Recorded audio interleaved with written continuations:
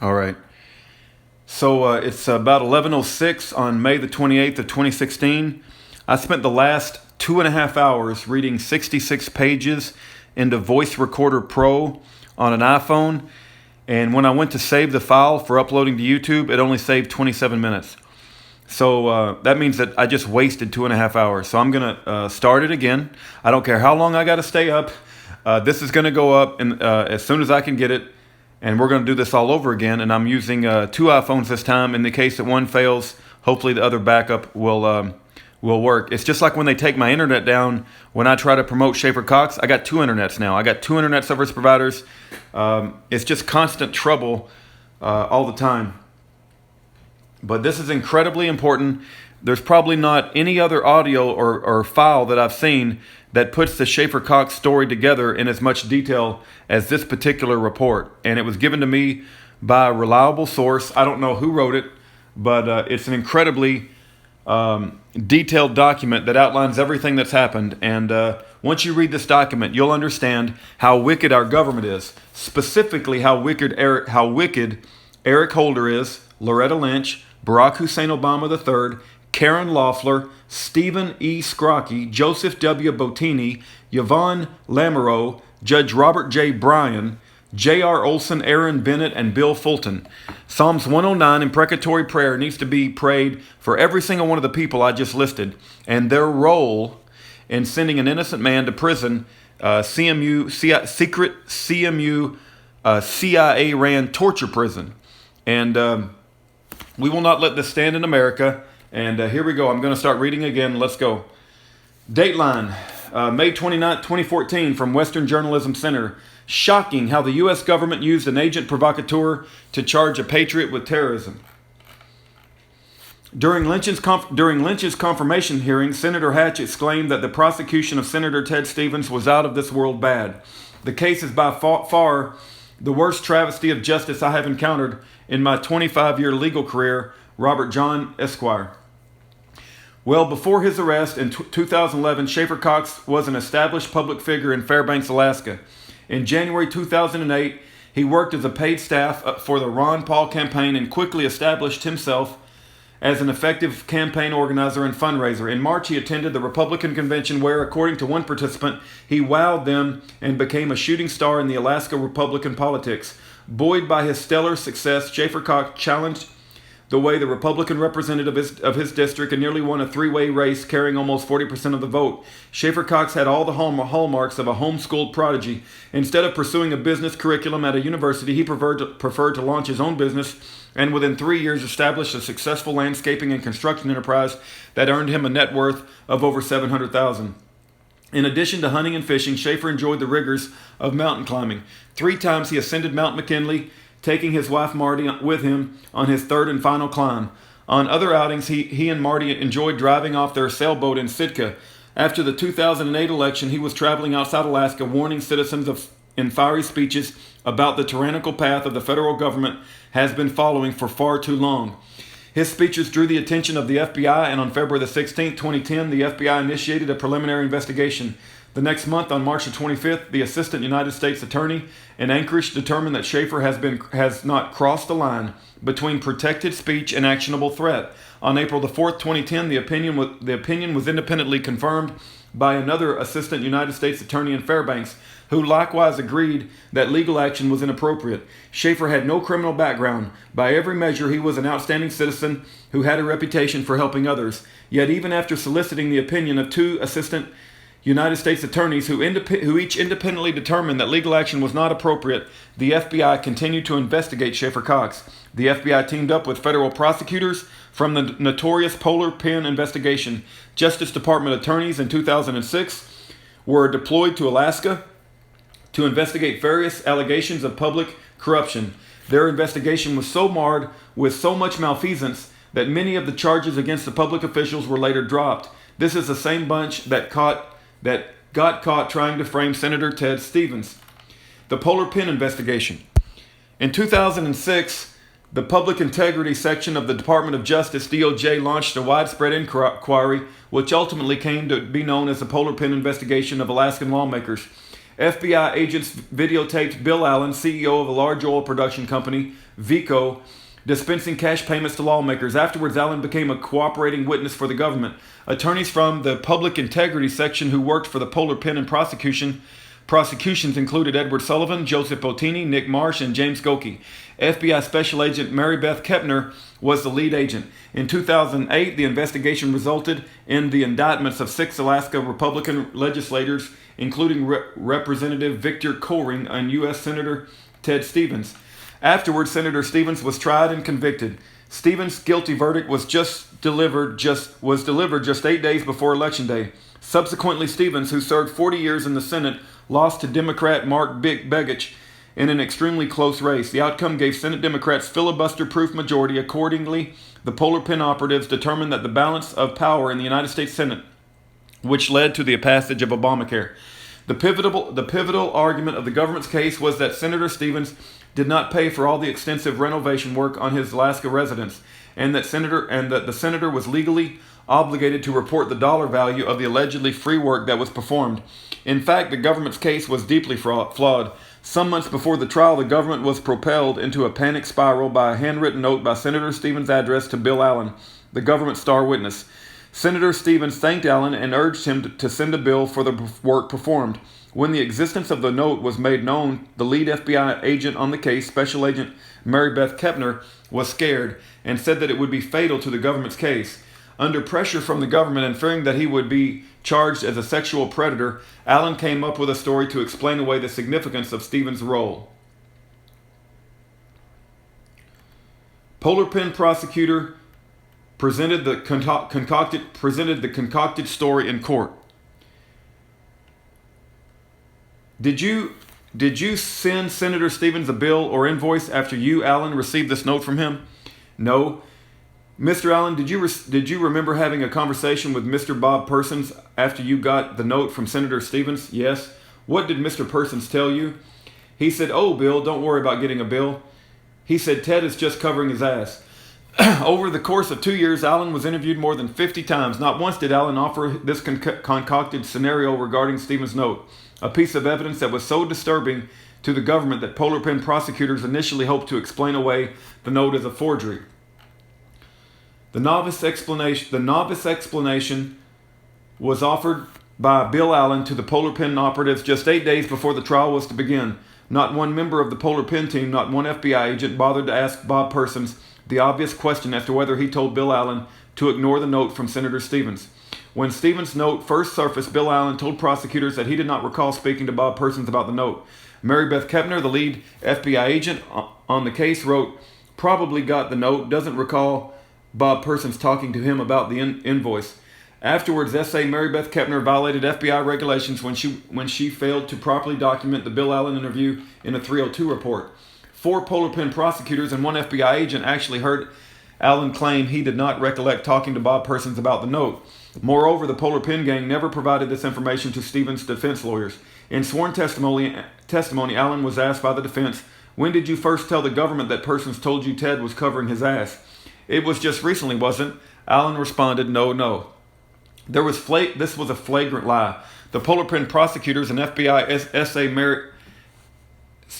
Special Agent Mary Beth Kepner knew Allen lied to protect himself in the government's concocted case. It is against the law for a prosecutor to allow a government witness to lie, but the truth was not on the agenda of the Polar Pen gang. They were out to destroy a United States senator. Another issue involving the dollar value of the renovation work involved Senator Stevens paid a total of $160,000 for the renovations. Every appraiser and assessor who viewed the final work product believed the renovations were significantly less than the amount that Senator Stevens paid. Yet the government arbitrarily claimed that the value of the work performed was more than $250,000. With this figure in mind, the government claimed that Senator Stevens benefited from $90,000 of free labor. But here too, there were significant problems with the government's theory. To begin with, the on-site foreman of the job, Rocky Williams, agreed with Senator Stevens. During the first week of trial, Polar Pen operative Nick Marsh learned firsthand how devastating Williams' testimony would be, and he abruptly sent Williams back to Alaska. Stevens was tried in Washington, D.C. Stevens' defense team never had the opportunity to interview him. FBI lead agent Mary Beth Kepner wrote an interview memorandum that explicitly omitted this favorable evidence. The Polar Pen Gang concealed exculpatory evidence and then created a bogus paper trail to cover their tracks.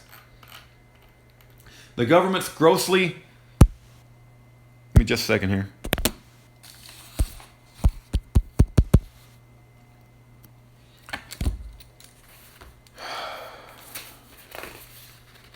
The government's grossly inflated renovation figure was contradicted by their own star witness, Bill Allen. Hold on just 1 second. Mary Beth Kepner. Let's keep that name in our mind here. Okay. Bill Allen. On numerous occasions, Allen told the government that the renovations probably totaled around $80,000. Senator Stevens paid twice that amount. The Polar Pen Gang hid from the defense Allen's opinion, which did not support the government's arbitrary, capricious value of $250,000. Eventually, the volatile vat of seething corruption boiled over in headlines like this. Dateline 3/15/2012, The Washington Times. Inquiry slams prosecution of Stevens corruption case by Justice Department. U.S. District Judge Emmett Sullivan dismissed all charges against Senator Stevens and ordered an investigation of the DOJ. Henry Schaeffer spearheaded the investigation and 2 years later, in March 2012, issued his findings. The Justice Department, through its Office of Professional Responsibility, also launched its own investigation into the sordid machinations of the Polar Gang. In the nearly 25 years on the bench, I've never seen anything approaching the mishandling and misconduct that I've seen in this Senator Ted Stevens case. Judge Emmett Sullivan. The ensuing investigations revealed that teenage prostitute Bambi Tyree had a sexual relationship with wealthy oil businessman Bill Allen when she was 15 years old. In early 2004, Bambi Tyree, then 23, was a suspect in a notorious sex and drug ring that operated in Anchorage, Alaska. Together, she and a wealthy businessman, Joseph Bohm, pleaded guilty for their roles in a conspiracy to provide crack cocaine to girls as young as 13 in return for sex. Prior to the Stevens trial, the prosecution team was aware of allegations that their chief witness, Bill Allen, engaged in sex with underage females, and that he had asked one of them, Bambi Tyree, to give a false sworn statement that he had not had sex with her when she was just a teenager. The government's lawyers plotted and schemed to hide these notorious facts from Stevens' defense counsel. On July the 22nd, 2004, Special Agent John Eckstein and Assistant United States Attorney AUSA Frank Russo traveled to SeaTac Correctional Institute in Seattle, Washington to interview Bambi Tyree. This is their second interview with her. The first one was in Anchorage after she was arrested earlier in March. During both interviews, Tyree said that she had sex with Bill Allen when she was 15 and that at Bill Allen's request, she submitted a false statement denying the sexual relationship with Bill Allen. Agent Eckstein's report, SeaTac 302 of the July interview states, Tyree had sex with Bill Allen when she was 15 years old. Tyree previously signed a sworn affidavit claiming she did not have sex with Allen. Tyree was given the affidavit by Allen's attorney and she signed it at Allen's request. Tyree provided false information on the affidavit because she cared for Allen and did not want him to get in trouble with the law. In March of 2004, Bill Allen named surfaced again in a separate sex crime conducted by the Anchorage Police Department. That investigation was shut down at the behest of AUSA Frank Russo, a member of the Polar Pen Gang. The corrupt Polar Pen prosecutors, together with FBI Special Agent Mary Beth Kepner, wove tendrils of deceit to conceal the damaging evidence from the court, Stevens' defense team, and the jury. The overriding goal of the Polar Pen Gang was to prevent the defense from using evidence which would have vividly portrayed the government star witness as a lying reprobate who was testified at the prospect of being investigated as a sexual predator. FBI SA Mary Beth Kepner wrote in a report that Allen would become unglued by the prospect of exposure. Polar Pen prosecutors, hold on, we got Bill Allen, a sex pervert. We got Mary Beth Kepner, who's a special agent, FBI special agent. She's evil. And then we also have Frank Russo and James Goeke. Frank Russo, writing this down, and James, Goeke. They are FBI special agents. Looks like they're evil too. I'm just writing down a list of all the evil people. The corrupt Polar Pen prosecutors. Polar Pen.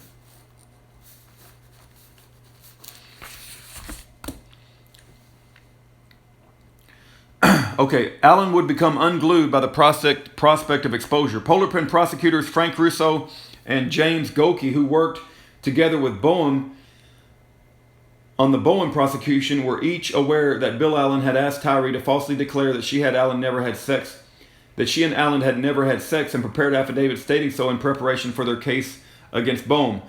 Kepner interviewed Allen about the Tyree affidavit and then prepared in one sentence 302 report stating that Allen never made a false statement under oath and never encouraged others to do so.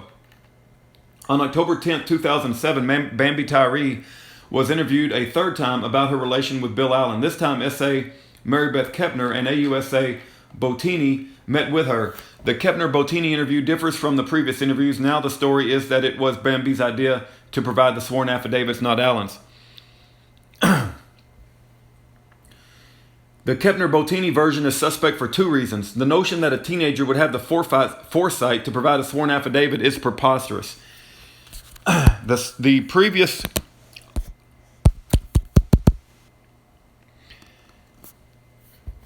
hold on just one second. My recording device keeps quitting on me and I got to have it stop. Give me just a second.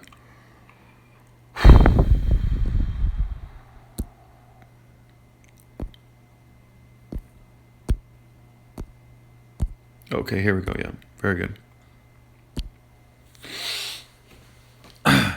2. The previous interviews clearly evinced that it was Bill Allen, the seasoned businessman, who sought to have the false affidavit prepared in order to avoid blackmail attempt. In order to fortify the coruscating web of abject deceit, Polar Pen prosecutor Nick Marsh flat out lied to the DOJ. That's another Polar Pen prosecutor, Nick Marsh. Whoops. Okay. Flat out lied to the DOJ Ethics Office, the Department of Justice of Professional Responsibility Advisory, PRAO.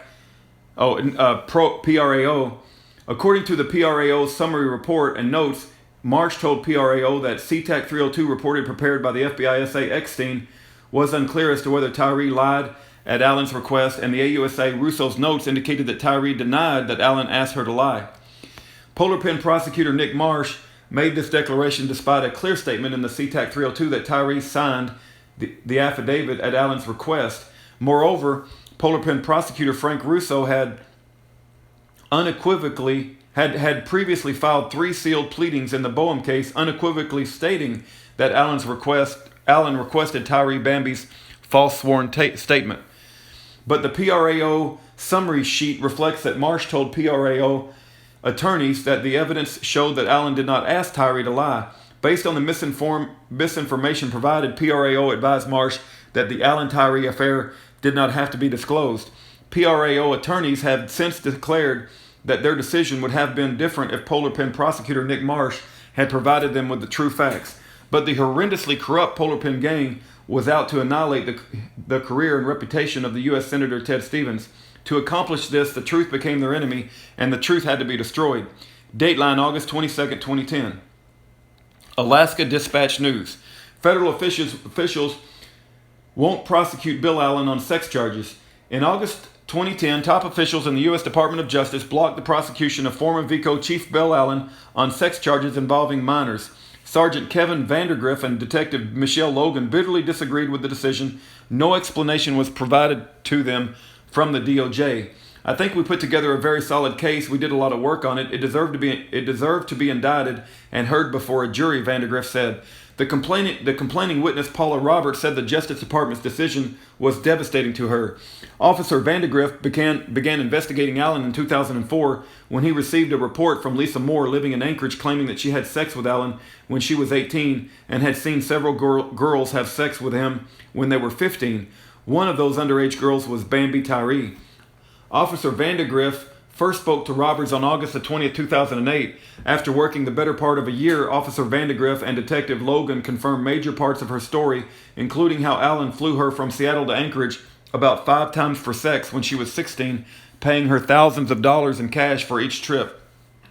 The Mann Act makes it a felony, a federal felony, to bring someone across state lines for prostitution and decrees stricter penalties when the victim is a minor. Guys with money, they can do anything, Roberts told Vandergriff. Officer Vandergriff was part of a joint police FBI team that investigated wealthy Alaska businessman Joseph Boehm. After interviewing Lisa Moore and about Allen and pursuing the trail of evidence, he put the case aside at the request of U.S. Attorney's Office, which was prosecuting Bohm. Vandergrift claimed that in March of 2004, AUSA Frank Russo asked him to drop the case, claiming that it might interfere with a federal investigation they were conducting involving Bill Allen. 4 years later, in 2008, Roberts entered the fray, claiming she too had sex with Allen when she was 15. Barak Cohen, an attorney in the Justice Department's Child Exploitation and Obscenity section, traveled to Anchorage multiple times to help prepare the case. In April 2009, the case was ready to be presented to a grand jury. Bill Allen. Okay, but at the end of June, Officer Vandergrift and Detective Logan were informed that there would be no prosecution. Cohen told them that he was at a loss as to what derailed the case. Some official atop the criminal division at the DOJ overruled Cohen's decision to present the case to a grand jury. Paula Roberts' attorney, Kenneth Russo, a former state and federal prosecutor, was stunned at the outcome. For Paula, and certainly for me, the fact that they did this for what appears to be pretty clearly political reasons or some self-serving secret federal reason, it's pretty shocking and it's pretty disgusting. Certainly the attorneys in the Department of Justice have mishandled the case so badly that there ought to be an investigation of those guys as well. Then there's a reference given for that statement. The Justice Department protected the lying witness of the Polar Pen Gang. While Skrocki and the OPR were investigating the corrupt Polar Pen Gang, top officials in the DOJ cooperated to spare Bill Allen from prosecution. For her part, FBI Special Agent Mary Beth Kepner was accused by her FBI partner, Chad Joy, of having a flirtatious relationship with Bill Allen. In his complaint, Joy mentions the day Kepner wore a skirt to Stevens' trial as an example of Kepner's too close relationship to her sources. Joy said Kepner told him the skirt was for the benefit of the star witness in the Stevens trial, former Vico Corp CEO Bill Allen, who pleaded guilty to bribing state lawmakers but hasn't been sentenced yet. Kepner does not wear skirts, Joy wrote in his complaint. She advised it was a surprise present for Allen, and then he gives a reference for that statement. There's another reference given for a picture that looks like it says agent witness in Stevens' case had a fling, defense says. Ted's team wants new trial over secret sharing. Dateline, January 26, 2009, Politico. Stevens' agent witness had romance. Based on a complaint by FBI whistleblower agent Chad Joy, the Stevens defense team claims that Mary Beth Kepner, the lead FBI agent on the case, had a personal relationship with Bill Allen, the CEO of an Alaska oil services firm and a witness against Stevens. Stevens' lawyers state that Joy's memo strongly suggests the inappropriate relationship was sexual. Then there's a picture of Special Agent Mary Beth Kepner with a reference. According to FBI Director James Comey, FBI Special Agent Mary Beth Kepner was severely disciplined for her misconduct. From roll call, March 27, 2014.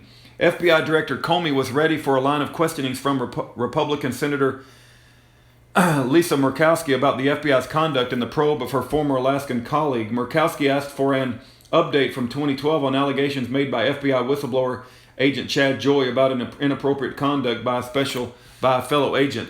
The fellow agent is Agent Mary Beth Kepner. I did learn about this in the last week and got SIC briefed in detail. The Office of Professional Responsibility inside the FBI did investigate in response and identified an agent who had engaged in improper conduct there, and the agent was severely disciplined. Comey said the discipline has been imposed. Then it gives a reference for that statement. The article did not mention what kind of severe discipline was imposed. Regarding other members of the Polar Pen Gang, page 514 of the Skrocki report states, Mr. Bottini and Mr. Golke intentionally withheld and concealed significant exculpatory information which they obtained from Rocky Williams during pretrial witness preparation interviews in August and September of 2008. Mr. Bottini and Mr. Golke intentionally withheld and concealed significant impeachment information regarding Mr. Allen's subordination of perjury by Ms. Tyree, and Mr. Bottini withheld significant impeachment information by his intentional failure to cross materially false testimony given by Mr. Allen during his cross-examination, which Mr. Bottini knew at the time was false. The behavior of the Polar Pen Gang member Nick Marsh was not addressed. By the time the investigation was completed, he was dead. Nick Marsh hung himself in the basement of his Tacoma, Maryland house. I need to write that down. Nick Marsh is a Polar Pen Gang, dead. He's dead, and he hung himself. And he hung himself in his Tacoma Park, Maryland house.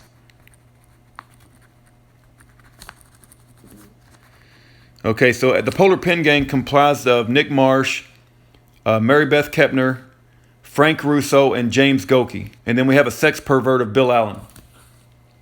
All right.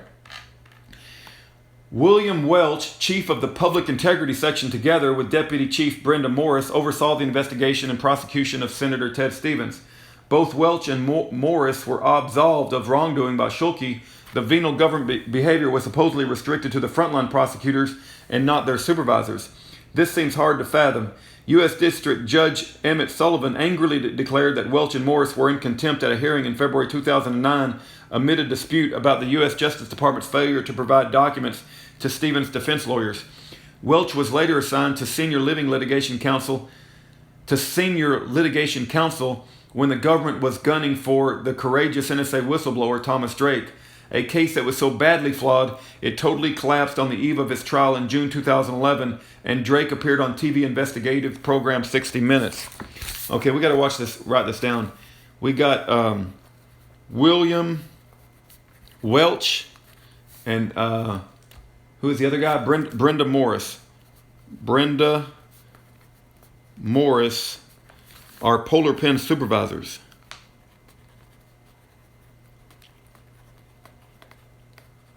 Okay. This is going to be important. Okay. 60 Minutes. And it gives then there's a reference given for the 60 Minutes statement.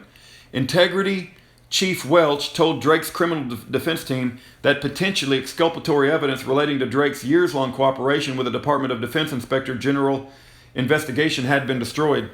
He also waited 10 months to turn over evidence that a document that formed the basis of an espionage act charged against the NSA whistleblower was initially issued as unclassified, but there was subsequently changed to classified after it was recovered from Mr. Drake's home.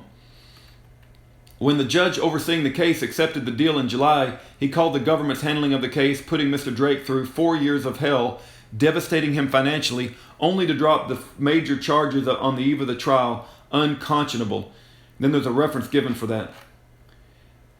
Mr. Integrity William Welch. Okay, Schulk, a former justice official, described the Polar Pen case as permeated by the systematic concealment of significant exculpatory evidence which would have independently corroborated his, Stevens' defense and his testimony and seriously damaged the testimony and credibility of the government's key witness. Yes, Skrocki claimed that he could find no basis for criminal charges against the Polar Pen Gang. Really? If prosecutors plot and collude to hide exculpatory evidence in order to railroad an innocent person to prison, is that not the ultimate obstruction of justice? Jonathan Turley, a law professor of George Washington Law School, explains the absurdity of Skrocki's conclusion. Criminal contempt charges against the prosecutors were not called for. Skrocki found because Sullivan never explicitly demanded in a court order that the government comply with their legal and ethical obligations concerning the revelation of exculpatory evidence to those defending the Republican senator from Alaska in the political corruption case. The premise of the report is an outrage and should shock the conscience of every lawyer. It would suggest that the Justice Department lawyers can act in flagrant violation of ethical and legal rules absent an order directed at them by the court, and the courts must now issue such orders to every attorney if they want to enforce basic rules of practice and ethics. And then there's a reference given for that. During Loretta Lynch's confirmation hearings, Senator Hatch exclaimed that the prosecution of Senator Ted Stevens was out of this world bad. And there's a YouTube reference given to that. Polar Pen Gang member Joseph Bottini was sanctioned with a 40-day suspension. His fellow gang member James Goki was sanctioned to a 15-day suspension. These sanctions, pathetic as they are, were never enforced. Joseph Bottini and James Goki, federal prosecutors in the Stevens case, faced disciplinary suspensions by the Department of Justice after a review conducted by Professional Misconduct Review Unit determined that both men had mishandled evidence in the case. A judge overturned the suspensions by the PMRU, citing the procedural error when imposing a 40-day suspension against Bottini and a 15-day suspension against Skrocki. There's a reference given for that. The investigation of the corrupt Polar Pen federal prosecutors operating out of the Public Integrity Section was a sham. The Office of Professional Responsibility has become known as the Bermuda Triangle of complaints against prosecutors. They go in and they never go out. Formal federal prosecutor of Geneva says, as a result, it's made a mockery of the accountability process, and every seasoned lawyer knows it's a mockery. There's a reference given for that statement. Brenda V. Sullivan, the late Senator Stevens' defense lawyer, wrote how the case is a warning to everyone that any citizen can be convicted if the prosecutors are hell-bent on ignoring the Constitution and willing to present false evidence. This is exactly what happened in the Schaeffer Cox case. While the revelations of reprehensible government conduct the plagued Stevens case were beginning to surface in 2012, the same team of operatives was hard at work committing the same outrageous conduct in the Schaeffer Cox case. In fact, the level of venal government misconduct was far worse. During the winter of 2010, Schaeffer Cox had endured 2 back-to-back local incidences. Each led to trumped-up charges. On February 25th, Schaeffer had an altercation with his wife Marty while driving to his mother-in-law's house, during which he gets slapped and blocked his wife into her seat while she pulled off the road. His mother-in-law reported the incident to the police, claiming that Schaeffer choked his wife, a charge that his wife later renounced. And then there's a picture given, and let me zoom in on it. The picture is very hard to read.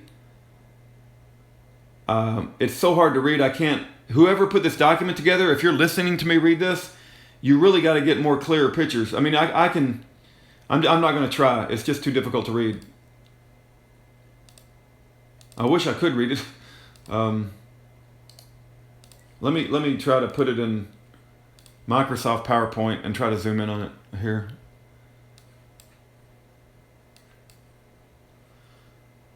View, zoom. No,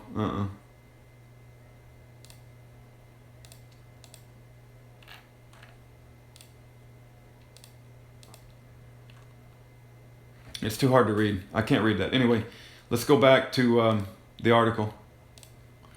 Within a week of the altercation, Schaeffer was arrested on a very tenuous charge of a weapons violation. Here is how his attorney, Robert John, described the incident. I subsequently began representing Schaeffer in a case that arose from his Liberty Bell Network, an organization of citizens that, if called, would show up and observe and document police actions toward the calling citizen. A worthy endeavor to keep police honest. When Schaeffer responded to one of the Liberty Bell calls, an officer came up to Schaeffer and goosed him. After Schaeffer then told the police that he had a weapon, the officer told Schaeffer to wait for a while, after which the officer charged Schaeffer with the low-level misdemeanor of not having immediately told the officer that he had a weapon on his person. As I perceived the case, the statute was unconstitutionally vague. Schaeffer had been subject to an illegal seizure, and ultimately he was innocent. On March the 23rd, a month after the altercation with Marty, Wendy Williams from the Office of Children's Services arrived at the Cox residence and tells Schaeffer that OCS needs to take his 18-month-old son, Seth, into their custody. Schaeffer refuses to relinquish Seth to the OCS. Okay, let's write that name down. Wendy Williams. And she's with the Office of Children's Services, OCS. Office of Children Services. Okay. That the OCS needs to take his 18-month-old son, Seth, into their custody. Schaeffer refuses to relinquish Seth to the OCS. Subsequently, Schaeffer's attorney, Robert John, advised OCS, OCS can interview Seth, but we want it video recorded. OCS said, no way. Robert John says, then we want a neutral third party there. OCS says, no way. Robert John says, we don't want it done in some secret place. OCS says, too bad. Robert John asks, how long is it going to be? OCS says, we won't tell you. Robert John says, well, if you guys won't follow the rules, we are going to treat you like non-government criminals. Because evidently that's what you are. Don't contact my client again. They have exercised their rights as parents. If you want to talk to us, if you want to talk to us in court. And then there's a comment here. RG cannot confirm this wording, which is paraphrased. Sending this to RJ for comments today. 7/25/15. Eventually, OCS obtained a writ of assistance authorizing them to use a SWAT team, ALA Elian Gonzalez, to forcibly remove Seth from his family. Thanks to the concerted efforts of attorney Robert John, the OCS debacle was resolved in court with a ruling that exonerated Schaeffer. From sentencing memorandum on page 30, the OCS investigation was based upon claims of child neglect, later determined to be unfounded. Why was the OCS so hell-bent on pursuing a case of such tenuous validity? Almost a full month after Schaeffer/Marty's minor altercation, the OCS shows up demanding to take Seth into custody in a manner that bypassed a normal policy and procedure. OCS continued to blaze a trail of intimidation by refusing attorney Robert John's demands that the examination of Seth must be videotaped, or a neutral third party must be present to provide information as to where the examination will take place or how long it will take. OCS's litany of transgressions reached a crescendo, prompting attorney Robert John to declare, "We are going to treat you like non-government criminals." Sent to RJ for comments on the word criminals. During the week that OCS was hounding Schaeffer Cox with threats and unreasonable demands that ran counter to official policy, Schaeffer did something extraordinary. He went to seek shelter and protection for his family at the Army base Fort Wainwright. Schaeffer's visit to Fort Wainwright elicited some very unusual consequences. The very next day, the FBI shows up at the Provost Marshal's office demanding to have possession of the video surveillance tape of Schaeffer's visit. Within an hour of the FBI's departure, a U.S. Marshal shows up demanding a copy of the same surveillance tape. MP, which is I think military police, Stephen Gibson, who had never met Schaeffer Cox, asked the Marshal what all the fuss was about. It just says a U.S. Marshal, it doesn't say his name. On August the 10th, 2011, MP Stephen Gibson was interviewed by private investigator Rolly Port, attorney Nelson Traverso, and attorney Robert Johns. Gibson reiterated that the Marshal informed him that in reference to Cox's child protection services problem, that this is what the Marshal said. If the OCSs went to Schaeffer Cox's home to take the child, they would have law enforcement there. The Marshal further stated that if they tried to take Schaeffer Cox's child and if Schaeffer Cox had a weapon, then they could kill him.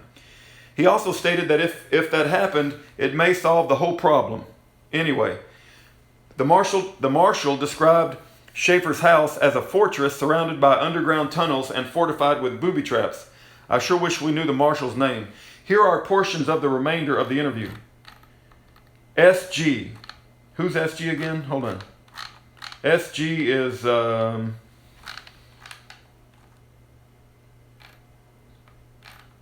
hold on. SG. That would be the MP. That's the military police, I think, Stephen Gibson. Okay, this is the MP guy. Stephen Gibson. It looked like the guy was just going to get gunned down. RP. He was being set up. Yeah. SG. There was no doubt in anybody's mind that Schaeffer Cox would not turn over his kid. Rolly Port. And there's no mincing with words that, hey, if he's there and law enforcement is there, we're going to kill Schaeffer, and that will end this whole dilemma with Schaeffer Cox because we're going to kill him. Stephen Gibson, yeah. Rolly Port, if he doesn't let us take his kid.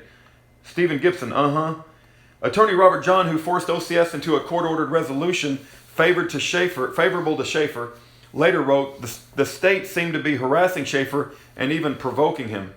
The FBI seems obsessed with Schaeffer's struggle with the OCS. They're following him and even demand that the Provost Marshal turn over surveillance tape footage when Schaeffer seeks refuge for his family. Then a U.S. Marshal shows up demanding a copy of the Provost Marshal's surveillance footage. The Marshal then gratuitously disparages Schaeffer, saying that he's crazy and booby-trapped his house.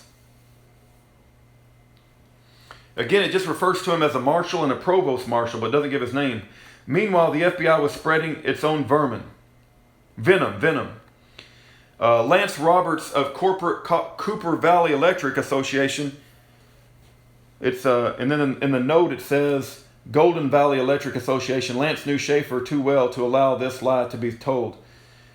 Told told Schaeffer that an FBI agent warned them to stay away from the Schaeffer Cox and to keep maintenance crews away from his house because it was an unsafe residence. Schaeffer discovered that the Fairbanks Airport police were informed to be careful about having contact with him when he pulled over and told that he was on a watch list. The erratic behavior of federal officials opens the door to a Pandora's box. Was the FBI orchestrating or at the least fomenting a vicious attack that the OCS unleashed on the Schaeffer Cox family? Several lines of evidence support the notion that the FBI was involved. Attorney Robert John, who resolved the crisis favorably for the Schaeffer Cox family in a confidential hearing in state court, later wrote, "I was quite surprised to see events of that confidential proceeding referred to in discovery in this federal case, leading me to believe that there was a federal connection with the state case." When OCS employee Wendy Williams was asked about FBI involvement in a federal court, her testimony was muddled. Question: did you share any information in this case with the FBI? Yes, I believe we did. Shortly afterward, her testimony turned ambivalent. Question: do you remember when that was? Answer: I don't recall, sorry. Moments later, Williams testified, "I didn't get any contact from the FBI until I received the subpoena for this Schaeffer federal trial. If Williams was first contacted by the FBI after she was subpoenaed to testify at Schaeffer's federal trial, why was she unable to recall the salient fact just moments earlier? Instead, she uttered, 'I don't recall, sorry.'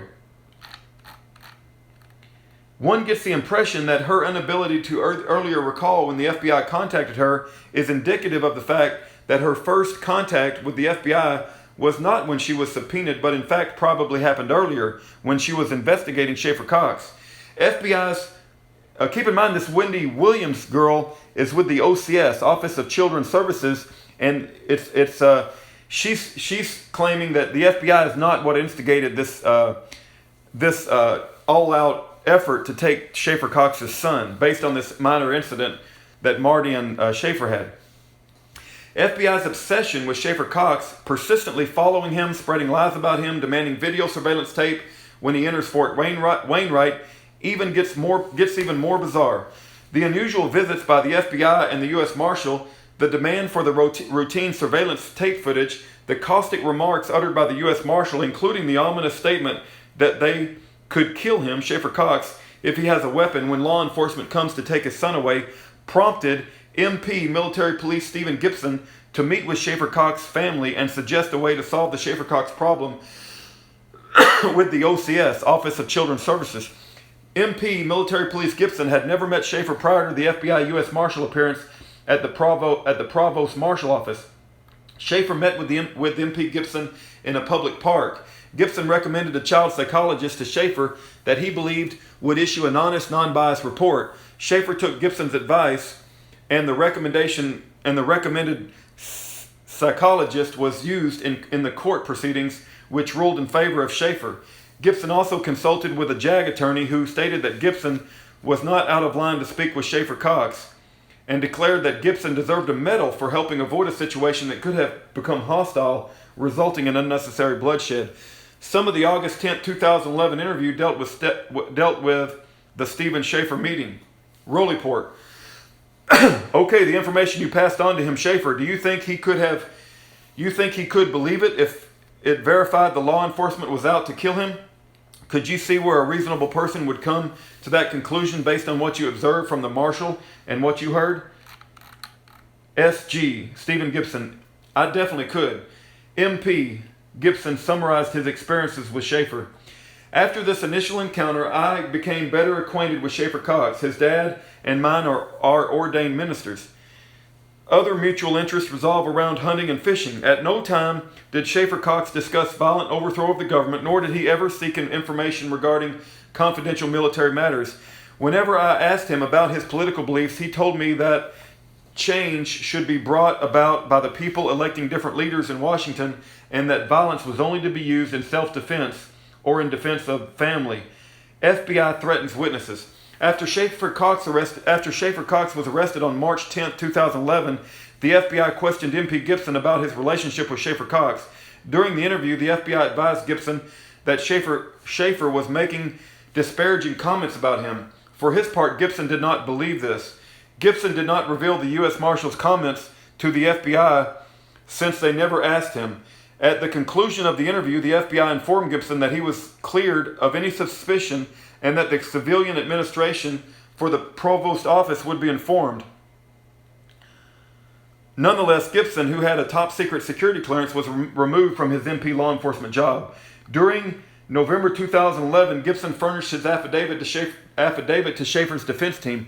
Afterward, the FBI contacted Gibson's commanding officer and instructed him that Gibson had to be investigated and that Gibson was interfering with the FBI's investigation of Schaeffer Cox. The FBI instigated investigation of Gibson resulted in Gibson's file to be flagged, thereby blocking his reenlistment. The FBI was also gunning to take away Gibson's security clearance.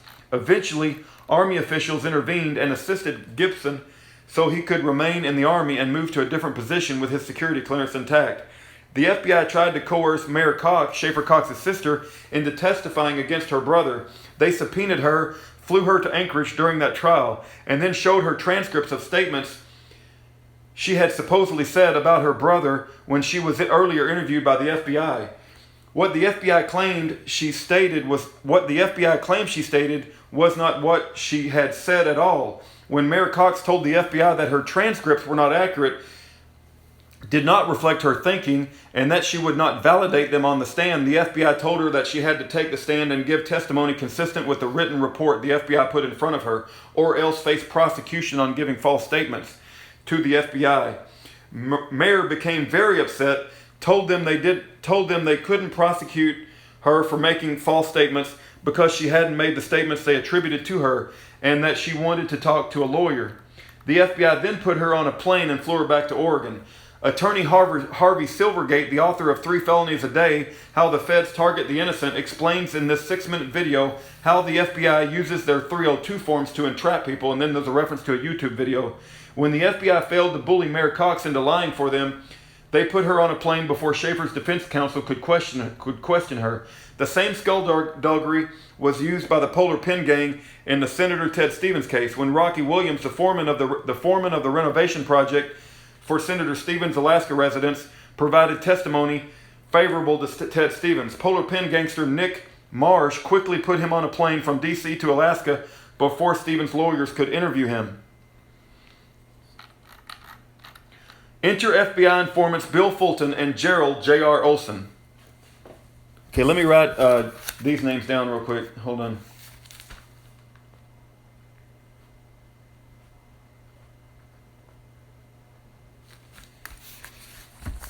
Okay. The question as to what extent the FBI was influencing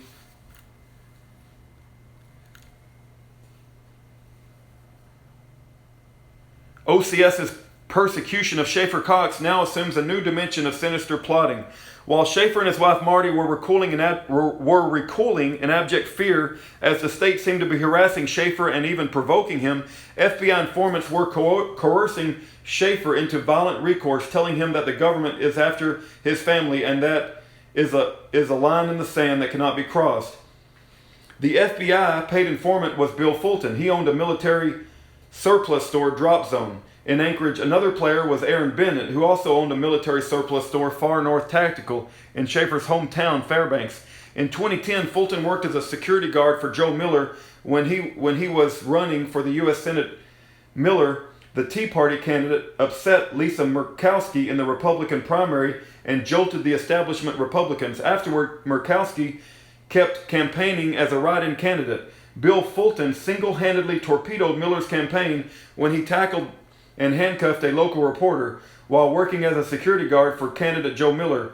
Fulton was an FBI informant. At Schaeffer's trial, the government's own witnesses described Fulton. I found him to be extremely gruff, a fat drunkard, extremely violent. During June 2010, Fulton traveled to Fairbanks to attend the grand opening for a new location of Far North Tactical. On the night before Fulton met with Schaeffer and some of Schaeffer's friends at a hotel at Pike's Landing, the meeting quickly turned confrontational when Fulton kept badgering Schaeffer about what the plan was. Fulton claimed to have spent tens of thousands of dollars to have assets and equipment deployed to Fairbanks. Fulton claimed that his men were ready to support Schaeffer over his potential problem with OCS. From sentencing memorandum, page 30, both Bill Fulton, paid FBI informant, and Aaron Bennett, suspected informant, tried to goad Cox into planning acts of violence in response to the efforts by OCS to remove his son. Fulton also claimed that he traveled to Fairbanks at Schaeffer's request to serve warrants on selected judges and help arrest them.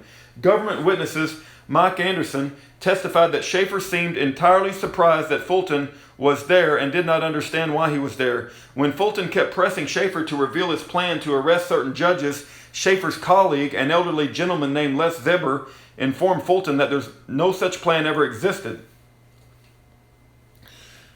That's an important thing, what I just read. When Fulton kept pressing Schaeffer to reveal his plan to arrest certain judges, Schaeffer's colleague, an elderly gentleman named Les Zerby, informed Fulton that no such plan ever existed. Fulton then lunged at Zerby with a knife and held it to his throat. Later, FBI paid informant Fulton described the vicious assault. I think I told him I was going to slit his throat and bleed him out at my feet. I believe that was the exact term. Slit your fucking throat and bleed you out at my feet, you son of a bitch. I was literally coming over the counter with a knife. I had a knife and I was going to fucking do it. FBI informant Bill Fulton.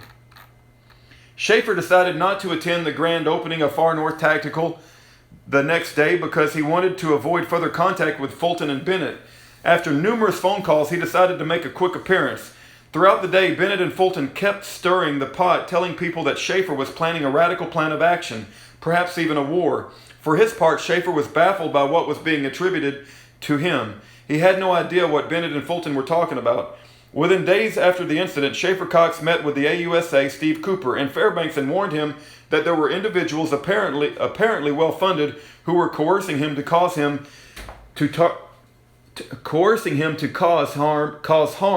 to targeted government officials. The malicious government attack was unleashed on Schaeffer Cox, the one that has FBI tracks all over it, was apparently a two-tier operation.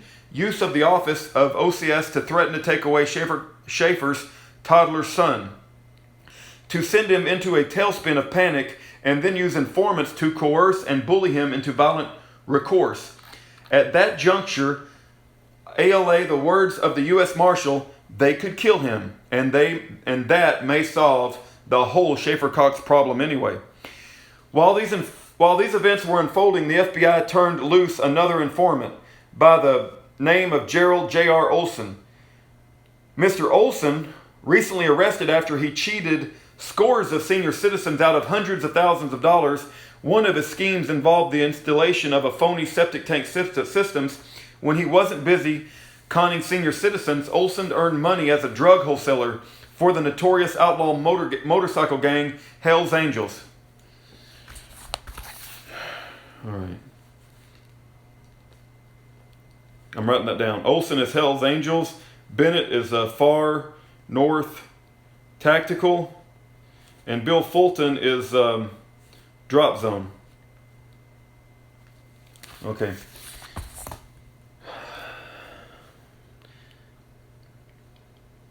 Where are we at?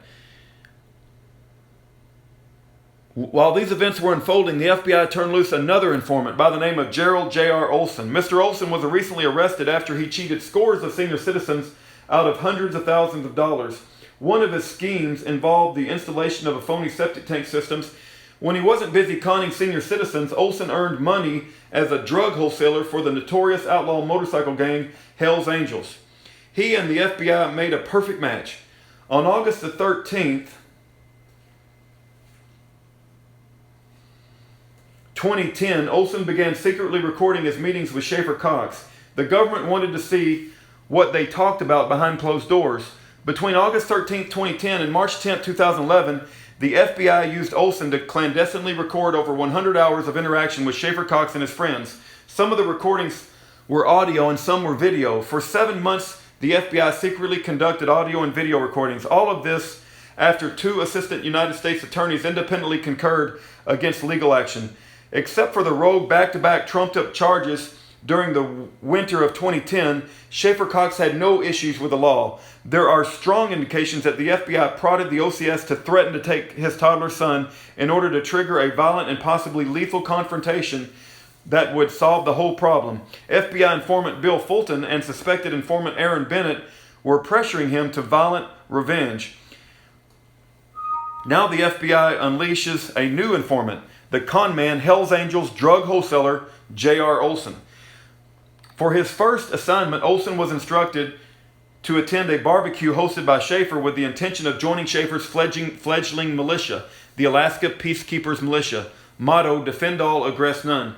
The numerous and extensive FBI recordings reveal other threats made by FBI informant Fulton and suspected informant Bennett, and how Schaeffer was living in fear of them.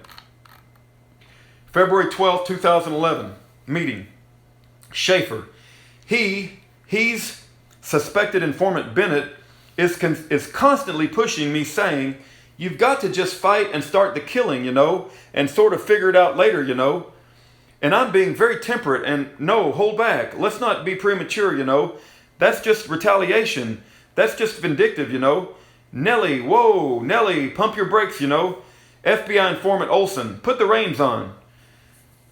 Schaeffer, and he gets sick of me saying pump your brakes too much. And now I think where he's at is he's trying to destroy me because I'm a cork in a bottleneck. February 19th, 2011, meeting with Ken Thessing, Lonnie Vernon, and Karen Vernon. Ken, Lonnie, you told me a couple of days ago when you said that Aaron Bennett, let me read this over. Ken, I guess this would be Ken Thessing. Lonnie, you told me a couple of days ago when you said that Aaron Bennett was. Lonnie, he's, i.e. Bennett, going to kill all of us. Karen, that was his exact words. Later in the conversation, Schaeffer, referring to Aaron Bennett, declares, his guys are a bunch of screw-loose Rambos. The jury was not allowed to hear these FBI tapes from February the 12th and February the 19th. Schaeffer also expressed his fear of being killed to people who did not testify at the trial, including his father, Gary Cox. Let me read that again. Schaeffer also expressed his fear of being killed to people who did not testify at the trial, including his father, Gary Cox. He thought his life was threatened by these informants. One day he and Marty came to our home, sat down to tell me he thought they would kill him and make it look like a murder-suicide. A family friend, Richard Neff, expressed similar sentiments. On more than one occasion, before he was counted as a fugitive, Schaeffer, Marty, and Seth took refuge in our home because Schaeffer feared the government was trying to launch some intrusion to harm his family. During early February 2011, FBI informant Fulton sent another death threat to Schaeffer. Lonnie Vernon and FBI informant Olson together traveled to Anchorage and met up with Fulton at a militia convention. Regarding Schaeffer, Fulton had this to say. Okay, so when you guys get back, what you need to do is have a talk with Schaeffer and remind Schaeffer about what happened last time, i.e. June of 2010, when I almost killed Les. Olson, yeah, he remembers that. Fulton, well, I'm sure he does, but I want you to remember him. The jury was not allowed to hear this FBI tape. The death threat was delivered to Schaeffer just days after the birth of his baby girl, Bree. On February the 14th, 2011, Schaeffer was due in court concerning the trumped-up weapons violation charge. Fulton stated that he and his friends intended to use the trial as an excuse to unleash violence. Schaeffer, and then you got to worry about loose cannons like Aaron, suspected informant Bennett. FBI informant Olson. Well, Bill Fulton and Aaron Bennett are ready to go. Schaeffer, I think they are too hedonistic. FBI informant Olson. Bill Fulton, keep in mind Olson is the Hell's Angel guy who's a government informant, and Bill Fulton is the drop zone guy who's a love sodomy. So you got a Hell's Angel guy talking to a sodomy loving guy. Anyway, FBI informant Olson, this is what he says. Bill Fulton is ready to come up and that he would be ready. He needs a day or two, he needs a 2-day notice to come to get all his men up to Fairbanks to defend you on this, on this February 14th on your court date. He said they're ready to go. He can have these guys rallied and rounded in 2 days. The jury was not allowed to hear this FBI tape. At one point during the conversation, Schaeffer exclaims, "I'm getting out of here." Months and months of threats and relentless intimidation had driven Schaeffer and his wife Marty to their breaking point. The birth of their baby was marred with a death threat from Fulton. Now Fulton was advocating to use Schaeffer's upcoming trial as a focal point for some kind of violent carnage. At this point, Schaeffer and his wife decided to abandon everything and head for Canada. Schaeffer was aware of Fulton's violent reputation and had indeed experienced it firsthand. The last time he said no to Fulton's violent proposals, FBI informant Fulton went full ballistic and attacked Les Zerby with a hunting knife. The fact that Schaeffer Cox wanted to get his family out of Alaska without letting word get to Fulton that he would rather flee than fight was known to the FBI. FBI dispatch Friday, March 4, 2011, 5:33 p.m. Schaeffer Cox is not willing to meet with confidential human source 2, Fulton. Does not want him, Fulton, to know he is still in Fairbanks. Wants confidential human source 1, Olson, to broker deal. Schaeffer Cox willing to meet with trucker to discuss transport. Special Agent Rick Sutherland. This information was withheld from the jury. AUSA Steve Skrocki, together with obsequious acquiescence of a go-along judge, made sure the jury never heard critical FBI tapes that conveyed how suspected informant Bennett and paid FBI informant Fulton were constantly pressuring Schaeffer, how Schaeffer came to fear them and chose to flee Alaska to protect his family. After committing his sins of omission, AUSA Steve Skrocki was able to con and deceive the jury. Skrocki to jury. And Bill Fulton's going to be down there, right? But Bill Fulton, I'm afraid, is trying to kill me. Aaron Bennett is going to be down there, and the Aaron Bennett, I'm afraid, is trying to kill me. I submit to you folks that you've got 5 hours of audio, okay? You try to find a statement anywhere about Bill Fulton's trying to kill me, Aaron Bennett's trying to kill me, you're not going to find it. And as you heard, the man, Schaeffer Cox, testified to you after 4 weeks of trial, and he comes up with a story about the Fulton conspiracy. Frankly, folks, he lied to you. Skrocki is an evil, wicked man. Federal prosecutor Steve Skrocki is a master of cunning deceit. After conniving to ensure that the jury never hears critical evidence, he then sanctimoniously tells the jury how they will be unable to find a statement anywhere about Bill Fulton's trying to kill me, Schaeffer Cox. Aaron Bennett's trying to kill me, Schaeffer Cox. You're not going to find it. The reason the jury will never find it is because AUSA Steve Skrocki and his team of polar pin hoods made sure they never heard the FBI tapes. There's a note out here to the side. The jury had only 5 hours of FBI recordings out of hundreds of hours of recordings. The jury would never find it in these 5 hours specifically. AUSA Steve Skrocki. After hoodwinking the jury, the Skrocki twisted the dagger of deceit for his coup d'etat. He tells the jury that the reason they wouldn't find the statements regarding FBI informant Fulton's threats and suspected informant Bennett's threats is because Schaeffer lied to them. But Schaeffer did not lie to the jury. AUSA Steve Skrocki deceived the jury by concealing important exculpatory evidence. Suppress, lie, ridicule. That is the modus operandi of the Polar Pin Gang. It was used when they plotted to destroy the life career of Senator Ted Stevens. The same evil strategy was used to destroy Schaeffer Cox. Brendan Sullivan, who defended Senator Stevens, described the notorious Polar Pin Gang. They abandoned all decency and sound judgment when they indicted and prosecuted an 84-year-old man who served his country in World War II combat and who served with distinction in the U.S. Senate. If the Polar Pin thugs abandoned all decency when they set out to destroy Senator Ted Stevens, they must have abandoned their conscience at the gates of hell when they plotted to destroy Cox and his family. When Schaeffer did not show up for his trumped-up weapons charge on trial on February 19th, a bench warrant was issued for his arrest. The FBI knew where Schaeffer was hiding and could have assisted local law enforcement to have him arrested, but this did not happen. The FBI acting through their informant Gerald Olson instead engaged in a pattern of deceit to keep Schaeffer around in order to try and ensnare him in a larger crime. Schaeffer had a singular goal, getting his family out of Alaska. It was Olson's job to keep him there and to continue to ratchet up the pressure. Schaeffer loaded up his car and together with Marty, Seth, and Bree headed to Canada.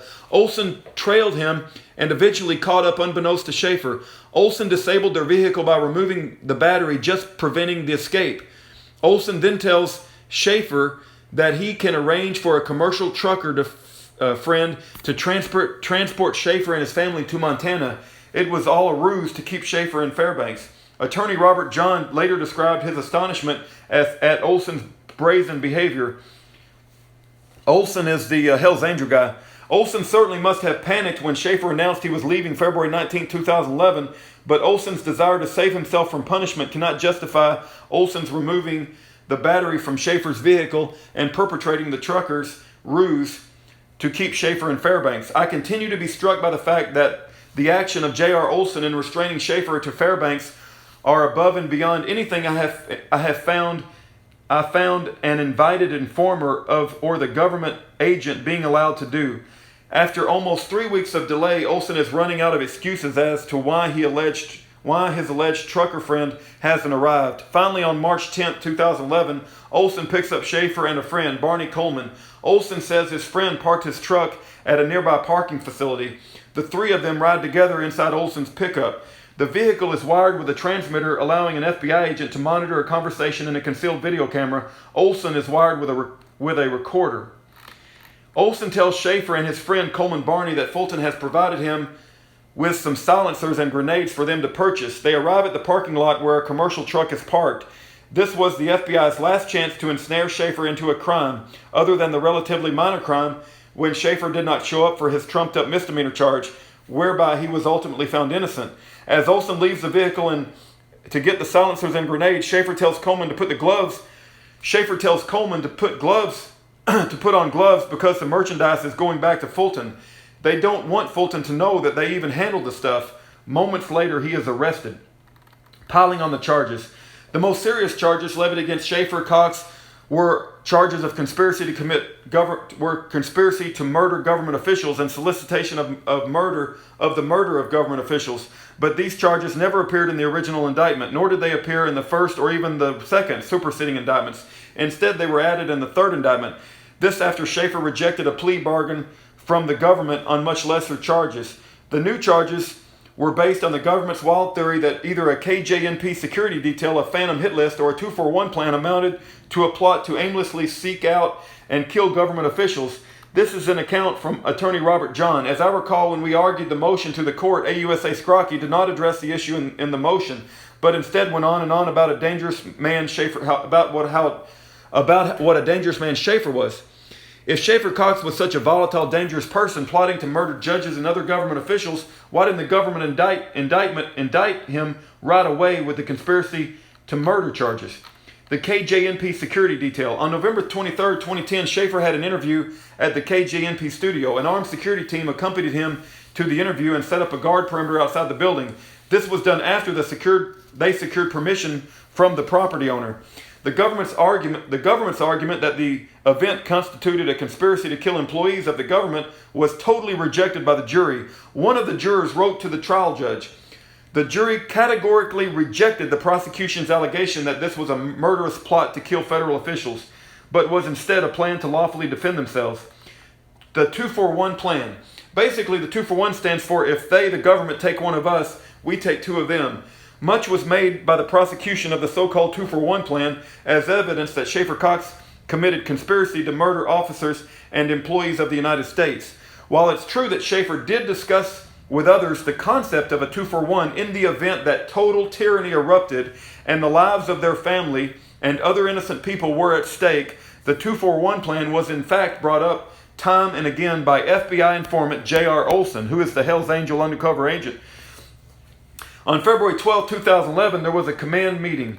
The topic was Schaeffer's trial date of February 14th for the trumped-up weapons charge. Schaeffer made the decision that he was not going to appear in court during the FBI informant.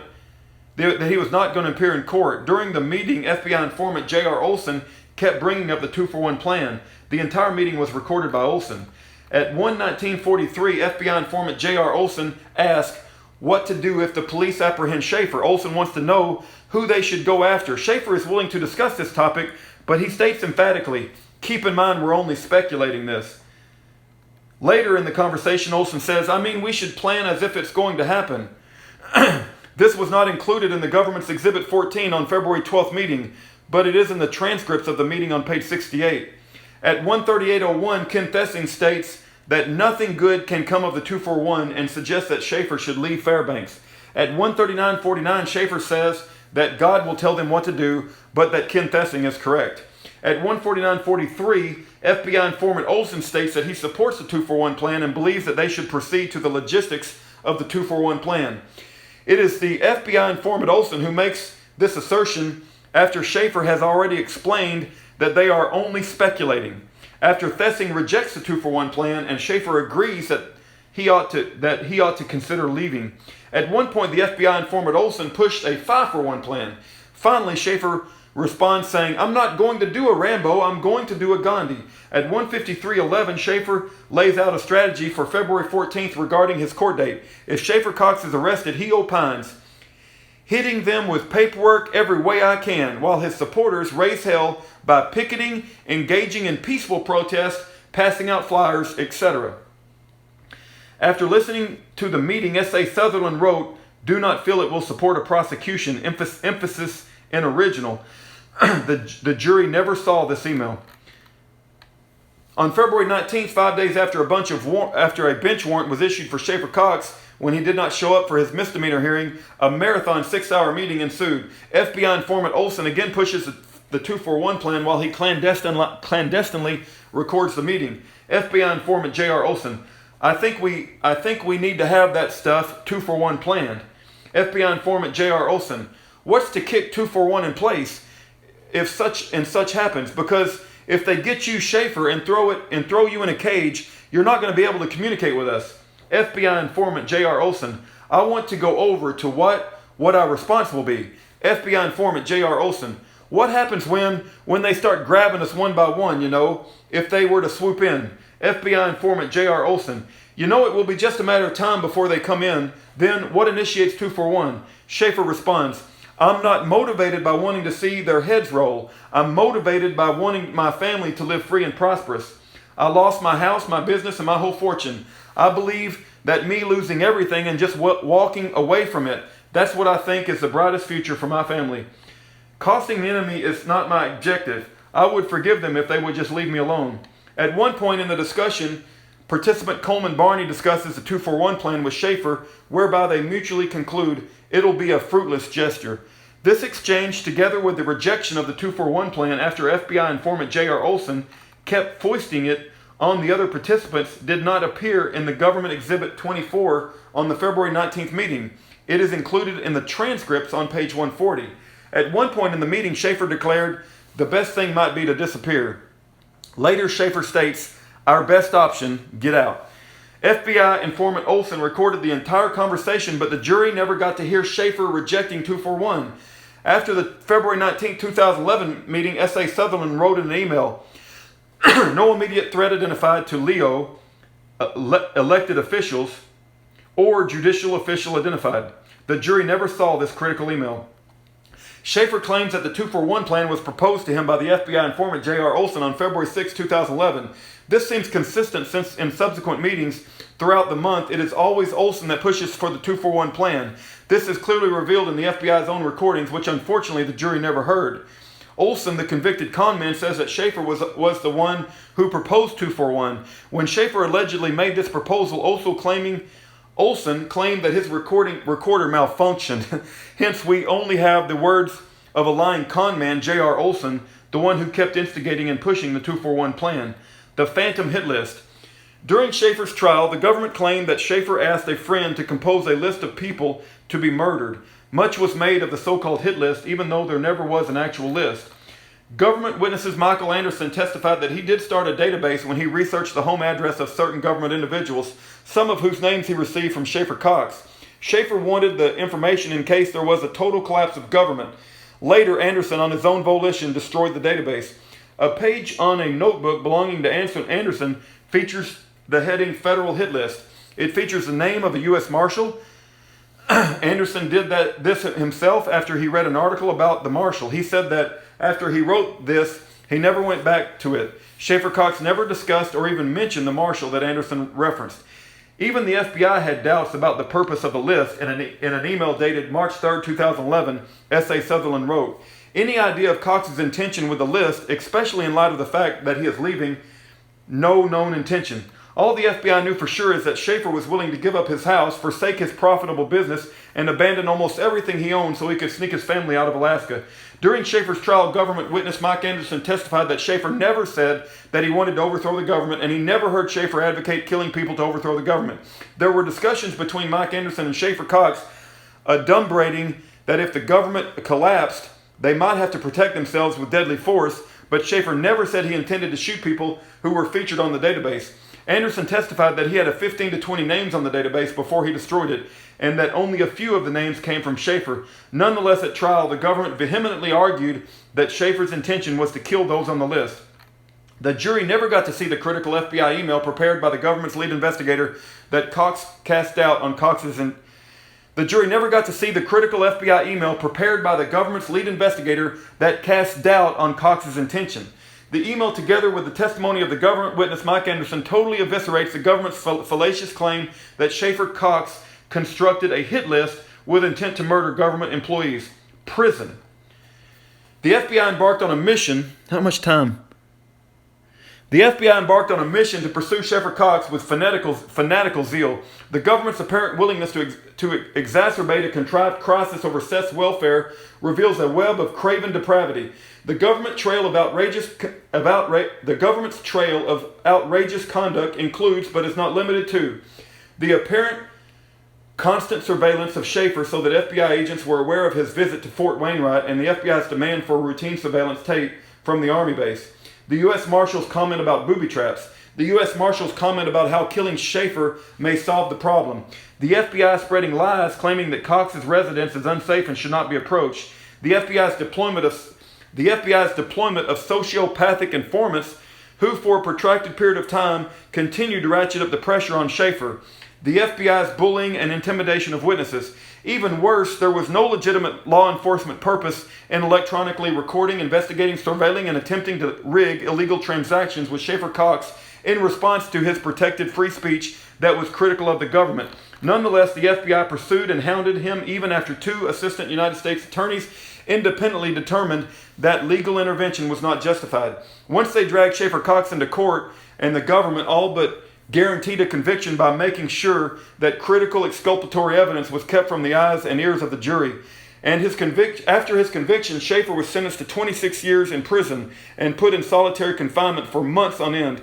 Today, he is incarcerated in the Communications Management Unit in Marion, Illinois. It is literally a prison within a prison. This case is by far the worst travesty of justice I have encountered in my 25-year legal career, Robert John Esquire. The theft of the gold coins. The Polar Pen team was intent on protecting their witness, teenage prostitute hustler Bill Allen. Likewise, they protected their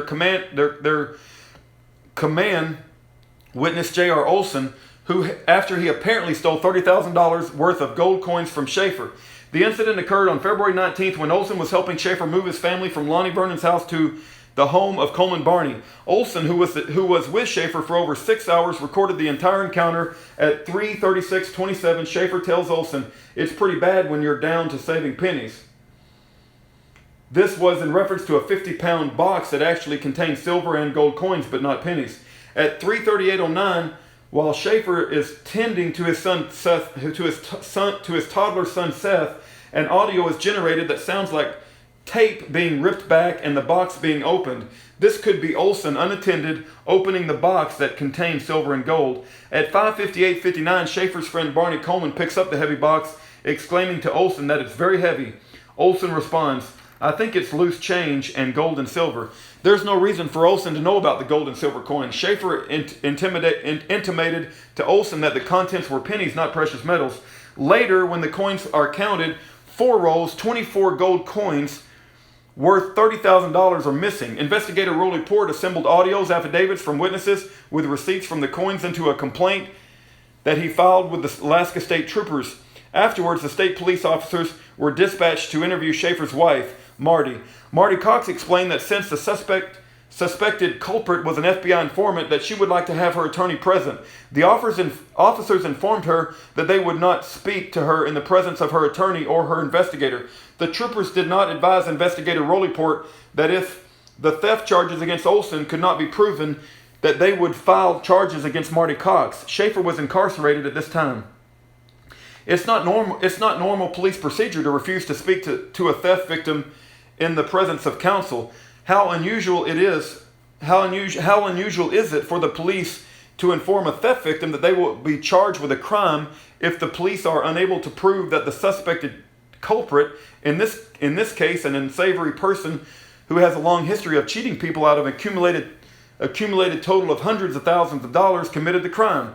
These are not the actions of a police force trying to solve a crime. The FBI should have wanted to know if their informant committed yet another felony while under supervision. Yet the FBI was totally uninterested in elucidating the facts. No polygraph test and no investigation of their drug dealing con artist informant. Meanwhile, the Polar Pen gang quickly swung into action. They immediately filed a motion to bar the defense from questioning Olson's role in the theft of the gold coins. The strategy was aimed at denying Schaeffer highly relevant, impeachable material that not only could have cast the con man Olson in a bad light, but reflected on the FBI's inability to control him. In the Senator Stevens case, the Polar Pen gang shamelessly plotted to conceal Bill Allen's sordid history of seeking sex with underage prostitutes. In the Schaeffer Cox case, the Polar Pen desperados successfully protected their con man informant. So long as they had a useful role, the government went all out to protect their sleazy informants. While the Polar Pen team was hard at work destroying the life and reputation of Schaeffer Cox, they were at the same time being investigated for the reprehensible way they framed U.S. Senator Ted Stevens. FBI informant Bill Fulton and Special Agent Sandra Klein, the Cinderella couple. FBI Special Agent Mary Jo Kepner landed in hot water for her flirtatious relation with the teenage prostitute hustler Bill Allen. Likewise, FBI Special Agent Sandra Klein seemed to have a cozy relationship with FBI informant Bill Fulton, whom she was supposed to be supervising. Moreover, she seemed to be quite taken with him. Here is an email exchange from February 6, 2011 between Fulton and Special Agent Klein. Okay, this is going to be one of those things where I'm going to have a hard time reading again. I'm just going to read the best I can, but I could get it wrong because it's very hard to read. This is probably from Fulton to Klein. Just spoke to Aaron Schaeffer's up to something. Me, yeah, I've talked to his boys last night. Looks like the same crap as last year. Aaron, nope, he got something up his sleeve, and I really think it's going to be violent. Yes, it is. I talked with his boys last night. They're planning on nasty violent. Aaron, yeah, I'm staying away from the fucking idiot. Me, yeah, that would probably be a good idea. Not exact quotes, but damn close. Bill. Okay, this email was written. Klein wrote back. Interesting, sounds good. Thanks again and great job, Sandy Klein. This email was written after FBI informant J.R. Olson and one of the Schaeffer's associates, Lon and Vernon, traveled from Fairbanks to Anchorage in order to attend a militia convention.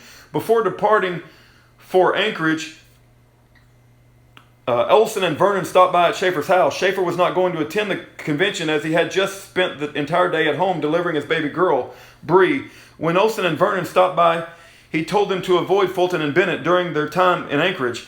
During the February 19, 2011 6-hour encounter between Schaeffer, Olson, Lonnie Vernon, and Coleman Barney, Olson acknowledged Schaeffer's warning. There's going to be some crazy stuff going on with Bill Fulton and his drinking crowd. J.R. Olson recounted how Schaeffer instructed that there were only 2 individuals attending the event that he trusted, a retired Air Force Colonel, Norm Olson, no relation to the con artist FBI informant J.R. Olson, and some other guy named Ray. Regarding the militia convention, 2 FBI informants were attending, Bill Fulton and J.R. Olson. Fulton did not know that Olson was an informant, and Olson did not know that Fulton was an informant. More importantly, Fulton was unaware that Olson was recording all of his encounters. It was during the convention at the beginning of February 2011 that Fulton sent his death threat to Schaeffer via J.R. Olson.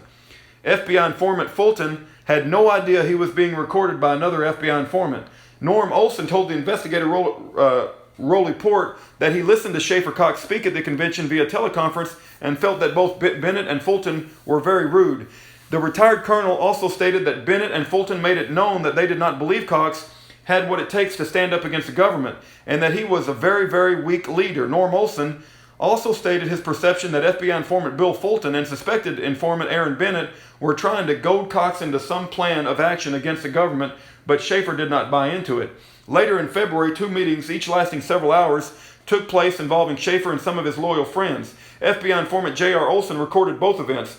One meeting was on February 12th, the other took place on February 19th. Throughout these meetings, the participants expressed their dislike and fear of Fulton and Bennett. During the February 12th meeting at 2/19/09, J.R. Olson states how FBI informant Fulton and suspected FBI informant Bennett were drinking beer and mixed drinks and were really getting out of hand during the militia convention earlier that month. At 2/19/57, FBI informant Olson described how Fulton lunged into another knife attack. J.R. Olson said that Fulton knocked on the door of the hotel room where he and Lonnie Vernon were sharing a room and invited them to join Fulton. Let me think about this. FBI informant Olson is the Hell's Angel undercover guy, described how Fulton, and he's Drop Zone Bill Fulton, he owned the Drop Zone store, how Fulton lunged into another attack. J.R. Olson said that Fulton knocked on the door of the hotel room where he and Lonnie Vernon were sharing a room and invited them to join Fulton in his hotel room. Olson called Schaeffer and asked what they should do. Olson admits that Schaeffer told them not to go with Fulton. Later, Fulton returned and kept beating on the door until J.R. Olson and Vernon accompanied Fulton to his room. Bennett was also there. FBI informant Olson and Vernon witnessed Fulton getting angry and Bennett and another guy named Luke. At one point, FBI informant Fulton pulls out a double-edged dagger knife and scares Luke and Bennett into leaving. Afterwards, Bennett called Fulton and tells him he's through doing business with him. Who pulled it? Okay, FBI informant. At one point, FBI informant pulls out a double-edged dagger-type knife and scares Luke and Bennett into leaving. Afterwards, Bennett called Fulton and tells him he's through doing business with him. Earlier, it was pointed out that Bennett owned a surplus military store, Northern Tactical, in Fairbanks, and Fulton owned a similar shop, Drop Zone, in Anchorage. Fulton tells J.R. Olson and Vernon that Bennett purchased $50,000 worth of stuff every month from him, and that Olson and Bennett will have to make up the difference. Former Air Force Colonel Norm Olson told investigator Roll Report that he heard a report of a huge fight between Fulton and Bennett and that both men had been drinking all night. None of this, of course, was conveyed in Fulton's email to S.A. Sandra Klein. Instead, Fulton writes, "Just spoke to Aaron Bennett. Schaeffer's up to something. He's got something up his sleeve. I think it's going to be really violent." Fulton then writes, "I spoke to his boys last night. There's sick SIC planning on really violent." Fulton then tells Klein that he and Bennett are staying away from Schaeffer Cox. The entire email is a self-serving canard. To begin with, when Fulton writes, "I spoke to his boys last night," he referenced to J.R. Olson and Lonnie Vernon. Fulton does not know that J.R. Olson is also an FBI informant and that Olson was secretly recording him. In fact, FBI informant J.R. Olson recorded all of his encounters with Schaeffer until his arrest on March 10th, including the marathon meetings on February 12th and February 19th. After the February 12th meeting, S.A. Sutherland declared in a follow-up email, do not feel it will support a prosecution. On February 19th, several hours into the session, Olson surreptitiously calls his FBI handler, Rick Sutherland. "Hey Rick, I'm out at Lonnie's. I'm bringing Schaeffer and his family back to Coleman's, and everything's good, but yeah, nothing crazy going down." In fact, a lot of what was discussed during those marathon sessions was exculpatory to Schaeffer, important information that the government kept hidden from the jury.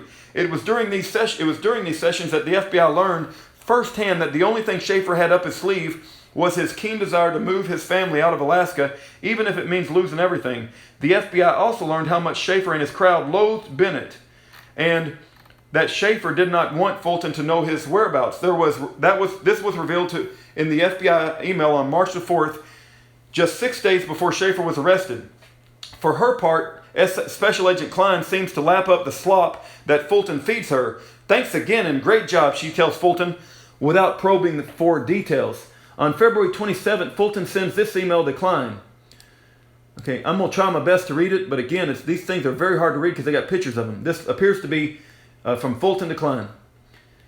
Sandy, I will not place my family in a position where they are in danger or we are worse off than when we started helping you guys. If I do this for you guys, it will ruin my business and make it unsafe for us to live and work in Alaska. I have been over backwards to assist in this investigation. I know I have been compensated and I appreciate that, but if I took all the names I've had to close my shop for hours, I've had to put into it, or trip here and there, or the 100s of other things I've done, I've gotten paid much less than it cost me, and I haven't bitched. Okay, maybe I bitched about it, but I wasn't serious, he's never been about the money. I will go above and beyond what can be expected of me as a private citizen for this because I believe it's important, and I believe these people are planning on doing some very evil shit to innocent people. I know this is my decision with no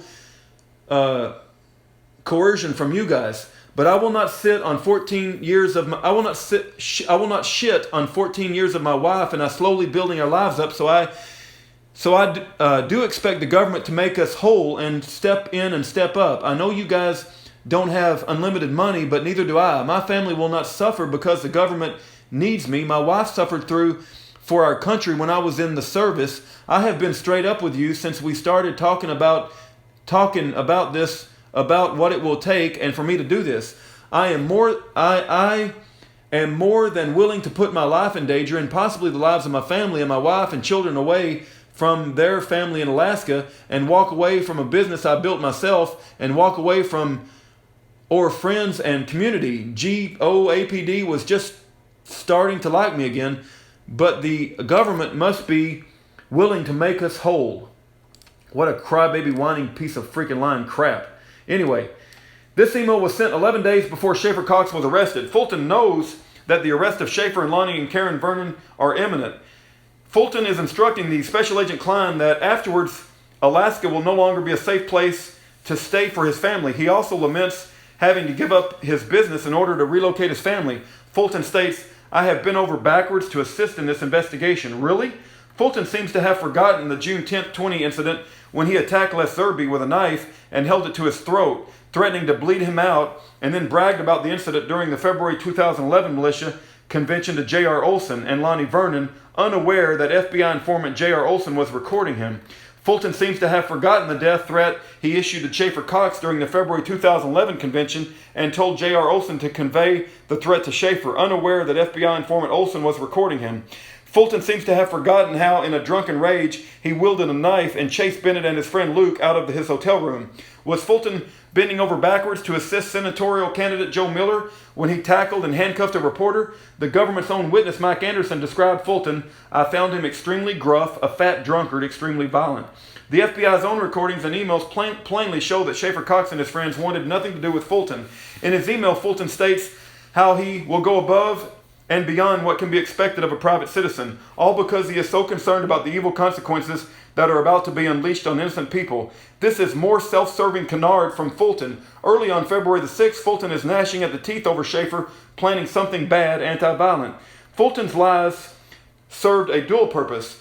They naturally dovetailed into and amplifies the lies the feds starting spreading about Schaeffer in 2010, when the FBI seemed to be prodding the OCS, Office of Children's Services, to take Schaeffer's toddler son away under false charges of child neglect, apparently hoping to provoke Schaeffer into a lethal confrontation. Fulton's ululations, by creating false facade of how dangerous Schaeffer was, further served as pretext to hound the FBI into paying him so he could pack up and leave Alaska.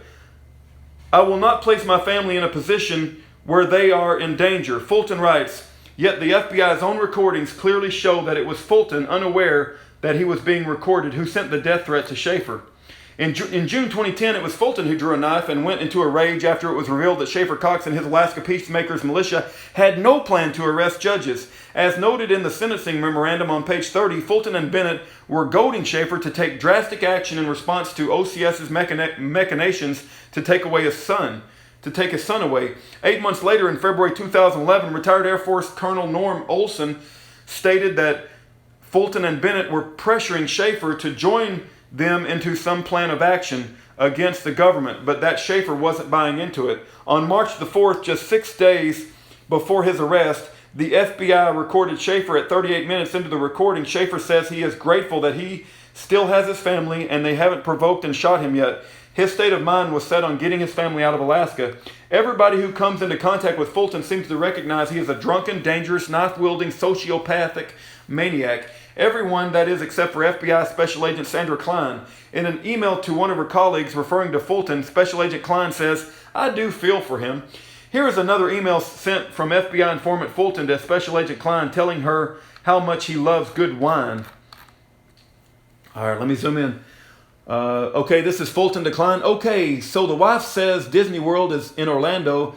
She's been there before and her brother only lives 3 hours away. God, I love good wine. In return, Special Agent Klein sends this email exclaiming, "Yummy. So true about everything. a $30 bottle of wine. Yummy. Rest now and haul ass tomorrow. Thanks, Sandra Klein." Okay, in another email, Klein complains to a colleague about not being allowed to drink while at work.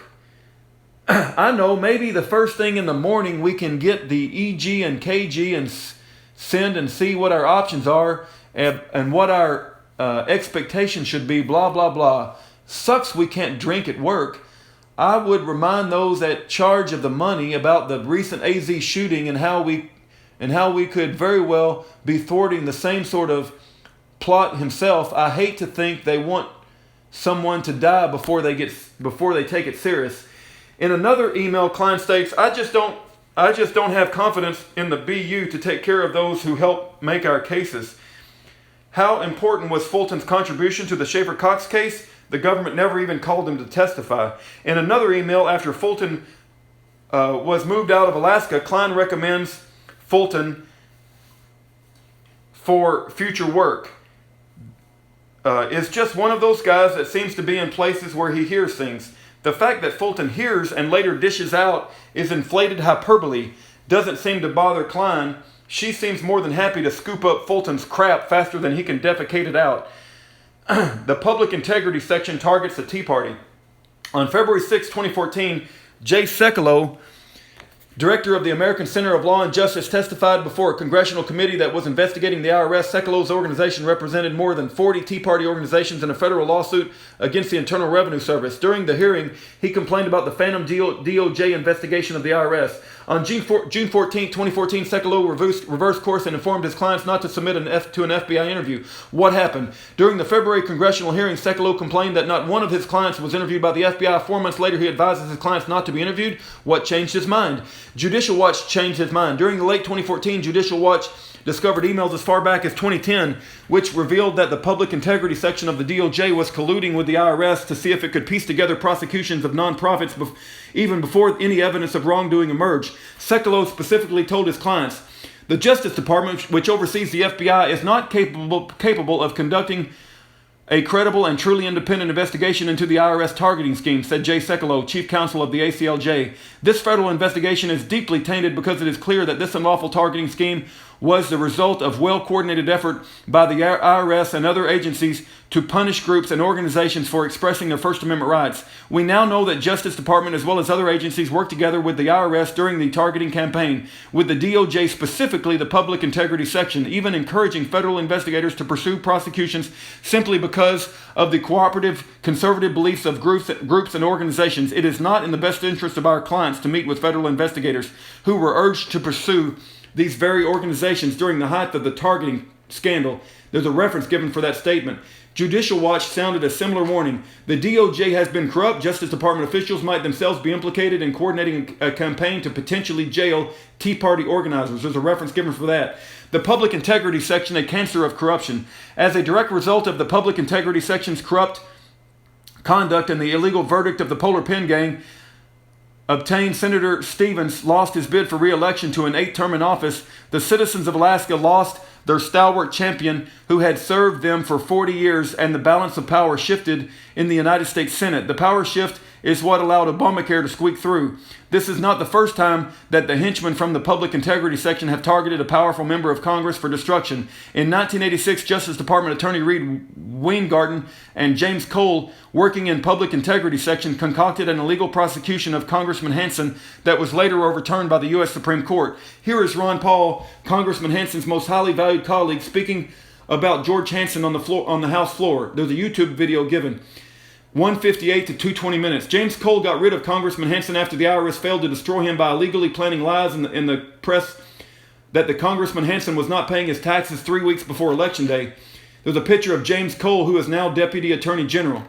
The coordinated attempt between the IRS and the Public Integrity Section working in tandem to squash the Tea Party is exactly the same plan of destruction that was unleashed to destroy Congressman George Hansen over 30 years ago.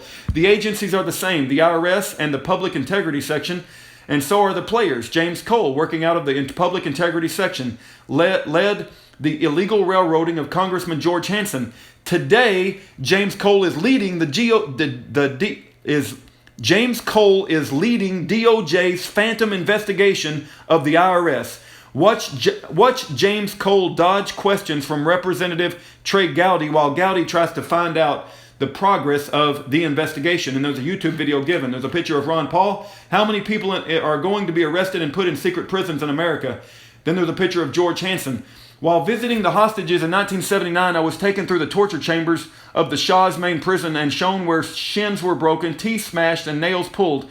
Never did I dream that I would later have shins, teeth, and nails to match from being wrongfully sent to prison in the United States of America. I think bankers, try to get away with maneuvering and benefiting themselves with power and money by Ron Paul. The big banks are international in nature, and money is where money is, and power is where power is. George Hansen shows a picture of the WPPSS nuclear power industry multi-billion-dollar plunder, defunct nuclear power plant at Satsop, Washington. I exposed bond fraud collusion between Justice Department lawyers and Wall Street underwriters, which artificially held bond ratings at AAA level backed by the full faith and credit of the U.S. government. 4 days later, after I went to Seattle to suggest before a meeting of the industry professionals that the government, lawyers, and the underwriters ought to be in jail, I was indicted by the Justice Department on trumped-up charges by George Hansen. Here's the blueprint the Deputy Attorney General James Cole used to railroad an innocent person to prison. After the Teton Dam collapsed in 1976, Congressman Hansen prevented the IRS from taxing relief monies targeted to flood victims, labeling IRS contrived schemes as a flood tax. The IRS retaliated by sabotaging George Hansen's congressional race by planting false stories in the press just 2 weeks before election. When Congressman Hansen won the election, despite the sabotage, he was then subjected to a criminal audit. Result, the audit determined that Congressman Hansen was owed a refund. The victories came at a heavy cost. Years of attack by the government depleted the Hansen family modest resources and pushed them under a mountain of crushing debt. Acting under the advice of 3 attorneys, Congressman Hansen executed a property separation agreement with his wife, Connie Hansen. This was done in response to determination by the House Administration Committee that Congressman Hansen could not use his congressional office to raise money to pay the legal debts, even though the massive debts were a direct result of a governmental tax on the congressman. As a result, Connie Hansen was striving to pay the debts while George Hansen continued his work as a congressman. The Ethics in Government Act, EIJA, enacted in 1979, required representatives and senators to file disclosure forms that included their spouse's finances. This provision violated the property separation agreement that Congressman Hansen was abiding by prior to the passage of EIJA. Consequently, mutual agreement was reached with the House Ethics Committee that Congressman Hansen would not include his wife's finances due to the unique legal circumstances that existed prior to passage of EIJA. In April 1981, Nelson Bunker Hunt, who provided aid and assistance to Connie Hansen, received a blackmail letter accusing Hunt of paying for favors performed by Congressman Hansen. This was used as a pretext to investigate the congressman. 2 DOJ attorneys are assigned, Reed Weingarten and James Cole. After investigating Congressman Hansen for almost 2 years, Weingarten and Cole admitted that no quid pro quo existed. Congressman Hansen did not perform any task for Hunt and barely knew him. However, the DOJ headhunters contrived to frame criminal case against Congressman Hansen for omitting his wife's finances on his financial disclosure documents. They did this by ignoring how the Ethics Committee accommodated the congressman's filings due to his unique legal circumstances. Weingarten and Cole contrived a criminal case against Congressman Hansen by invoking a catch-all provision in criminal law 18 U.S.C. 1001 that makes it illegal to submit a false document to the government. In order to appreciate the scope and depth of the pernicious treachery that was used to ensnare Congressman Hansen, it is important to understand other high-profile cases. In 1984, Ed Meese was appointed to the position of Attorney General by President Ronald Reagan. During his confirmation hearings, it was revealed that he had not included his wife's finances on his financial disclosure filings. Mr. Meese apologized for having inadvertently failed to list the loan made to his wife and said he was in the process of amending his financial disclosure report. There's a reference for that. Representative Gerald Ferraro was chosen by Walter Mondale to be his running mate in 1984. Afterward, it was revealed that she had not included her husband's finances on her disclosure filings. He proffered the reason was that she did not understand. Her proffered reason was that she did not understand the law. In fact, her husband had many shady business dealings. Example, among his warehouse tenants, a block from his office, was Star Distributors, which law enforcement officials called a major distributor of pornography linked to organized crime. It is believed that Representative Ferraro did not want the public to learn about her husband's shady business dealings and therefore deliberately withheld her husband's finances when filing, and there's a reference given for that. Will Ferraro be next? Human Events, September 14, 1985. Congressman Hansen's staff attorney James McKenna researched the matter further and discovered that nearly 1/3 of the House representatives did not include their spouse's finances on their disclosure statements. Across the board, they were allowed to amend their disclosure statements without consequence. Yet Congressman Hansen, the one who worked directly with the General Counsel of Ethics Committee to reconcile his filings commensurate with his unique legal situation, was prosecuted by the headhunters at the Justice Department. Congressman Hansen's staff attorney James McKenna explained, "This is not selective prosecution. This is exclusive and unique prosecution. The proof of Congressman Hansen's innocence was contained back and forth correspondence he had with the Ethics Committee. Yet U.S. District Judge Joyce Green struck down Congressman Hansen's request for Ethics Committee files and testimony by House officials. This left him with no legal defense. Consequently, George Hansen was found guilty of all charges and sentenced to 15 months in prison. Judge Green also imposed a whopping fine of $40,000. After many years of fighting government injustices, Congressman Hansen was on his way to prison. His crime? He committed no crime. The government had to manufacture one in order to ensnare him. Justice Attorney Weingarten and Cole together churned a technical contrivance into a felony case, all the while ignoring the genuine violations of EIGA were committed by Attorney General Ed Meese, Representative Geraldine Ferraro, and hundreds of other members of Congress. Scores of other members of Congress were allowed to quietly amend their EIGA disclosures. Ed Meese, the one who forgot to include his wife's finances, became Attorney General. Geraldine Ferraro, who intentionally omitted her husband's finances to conceal his shady business, becomes the Democrat 1984 candidate for Vice President. Congressman George Hansen, who had mutual understanding with Ethics Committee because of his binding property separation agreement that was executed prior to the passage of EIGA, is railroaded to prison. This is the state of modern-day justice in America. 11 years later, in 1995, the Supreme Court reversed George Hansen's conviction. By then, he had served his prison time. The 1995 ruling also demanded that the government refund the $40,000 fine that Judge Joyce Green inflicted. By then, the Hansen family already lost their home. It was sold in 1984 in order to pay the $40,000 fine. Congressman George Hansen and Senator Ted Stevens were each exonerated, but only after their careers were destroyed. From Congressman George Hansen: having the government flash badges to all your friends and associates for years saying you're under criminal investigation, whether it's the FBI or the IRS, gets mighty heavy for you and your family, and it's certainly to drain on your expenses. You never really recover, and they bleed you to death." That's the end. Let me say a quick prayer. Dear God Almighty, I do pray that you allow this information that I've just read to go far and wide. I pray that you allow that it to be used to exonerate Schaeffer Cox, who's in a Marion, Illinois prison right now. As I'm reading this, Dear Lord God Almighty, I pray that you bring divine justice to these evil, wicked bastards, specifically Eric Holder, Loretta Lynch, Barack Hussein Obama, Karen Loeffler, Stephen E. Skrocki, Joseph W. Bottini, Yvonne Lamoureux, Judge Robert J. Bryan, Gerald J.R. Olson, Aaron Bennett, Bill Fulton, William Welch, Brenda Morris, Frank Russo, James Goki, Bill Allen, Mary Beth Kepner, Nick Marsh, and Wendy Williams. I pray that you bring divine justice to each of their sorry, reprobate selves that have inflicted evil persecution on an innocent man, Schaeffer Cox, and his family. Dear Lord, I'm fixing to stop this recording, and dear Lord, I pray that you do allow it to record the entire time that I read. The last time that I record this, Lord, it only did the first 25 minutes, and I pray that you do allow the recorder to operate properly and record the entire 1 hour and 50 minutes. Thank you, Lord. I love you, Lord.